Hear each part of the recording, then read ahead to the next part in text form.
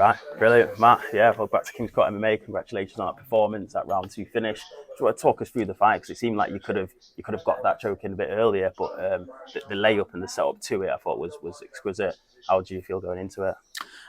Yeah, yeah. As I was saying a bit, even now that it's settling in a little bit, Mm. it's a bit of a mixed emotion. I really wanted to hurt him on the feet as well. That's the thing. I was like, I want to hurt him on the feet, even though I know I can take him down quite early in a way. But then when I did that takedown and he was going like on his butt and trying to sit up a little bit, it was kind of reminiscent to the last fight that I had, and I was like, is this shit gonna happen again? Mm. Is this the new shit that people want to win by? Like sit down and trying to fucking yeah, and then I was like, I'll go on his neck, and I knew once I got on his neck and took him down, I can flatten him out, and I could see him giving up. The in the first one when I got the choke, it wasn't under his neck, it was on the chin, which I was trying to squeeze, but the way I had the triangle was on this side. Mm. So when it was locked in, he was turning in. So I couldn't turn. I couldn't use my legs to turn his body to the side and rotate his chin that way. It was all on this side. So when he turned, I knew I was like, well, he's just gonna escape. So I let it go. He was trying to go for an arm triangle choke. Then when he gave his back, I hit him. In the second round, I knew it was hand fighting, and I was like, I got his back. I could see he's given up. His face was just mashed up, Mm. especially his left side, black eye. I knew if I hit him more and I was hitting with the elbows, I could see he was turning. I just want to work on my ground and pound and just knock somebody out on the ground and pound. I just love that feeling, to be fair, rather than choking people out.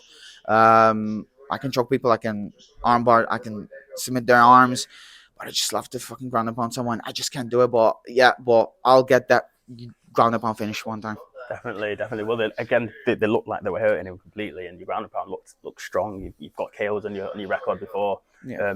Is it just that much sweeter now that you're back in the win column after the last fight? Yeah, definitely. And it's a weird feeling because the first time I lost, it kind of took me a bit because I won three, then lost one, and the fight after that loss was very kind of reminiscent to this. It was the same thing. I was a bit like thinking before I was walking out. I was like, I was very hype hopped, and then when we were across each other in a way downstairs, I was like, "Oh, is this gonna happen again? Am I get kneed in the face again?" And I was like, "Man, I don't want to do it." I never got knocked out or anything, but I was like, "Shit." But then when I went in, I was feeling how it is. It's like, you know what? No, it's not. It's in my head. I can do it. I know I can beat him, Yeah. and that's how I did it. After the time I lost, I came back and I finished people, which is a weird thing. Every time I lost, I came back and finished people, and I'm back on a winning streak again. So new division lightweight. I'm not gonna lie, lightweights are a bit more um, stronger, obviously, than featherweights. I was the strongest in the featherweights. I think featherweight. I'm still one of the best that there is. I will if I ever will go back to featherweight, I will destroy that damn division one. As like I said, lightweight division has been new for me, but believe me, if the right people tell me that I can do featherweight, man, just featherweights really need to start thinking to just move around and duck me over because it will happen. I'll get better and I'm more stronger than ever. Come on, come on. And the last one from me is Matt Camilleri, the best thing to come out of Malta. Oh, it's not even a question. No, I just get no. This is cringy. Damn it, man. Well, I mean, statistically, yeah, because I'm the only one that made it so far, and I mean, I've beaten the guy that was supposed to be better, which started way before me. I beat him two times.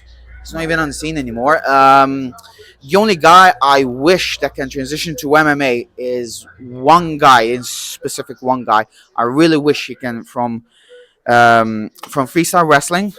He's still young, Gary Jordamina. I wish you can transition to MMA, man. Just transition from wrestling that you're the best the best in Malta, to be fair. Yeah. Transition a bit, do jits a little bit, do a little bit of boxing, and I think transition to MMA, man.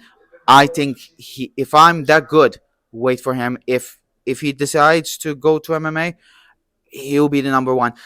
And I'm saying it. I'm very competitive, but I will admit if I see him going to MMA, I'll be like finally. And I think he'll be a 135er or Okay. yeah, I think he'll be a 135er. He's not big, but I think he'll be a 135er for now. I don't see him going to the featherweight division. He's a bit small, but honestly, man, if you're Jesmond Jordan, his dad, if you're hearing this, think about it. there's a lot. He's still young, and he'll do it. So yeah, I'm number one yet now. But if he ever decides, I'll train with him. I'll bring him in, or I'll go in and train with him because he's one of the best wrestlers that there is, and his style will transition to just an MMA. Very good. Brilliant, brilliant. Matt, appreciate your time. Congratulations again, brother. Thank you. Take Thank you so care. much.